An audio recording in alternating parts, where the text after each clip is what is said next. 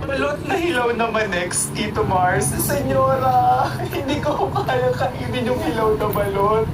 Yung balot na luto na lang po. Diyos ko po, balot lang yan ha. Balot lang yan, Tito Mars. Ate ko, baby dog. Hindi. Oo, yun yung reaction mo. Senyora, huwag niyo na ako pahirapan sa balot.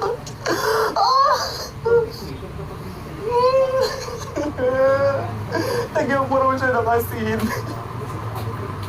Tsaka ng suka. Sige. Asin. Senyor. Ate. Ito na po yung suka. Tapos, talagyan natin ng asin.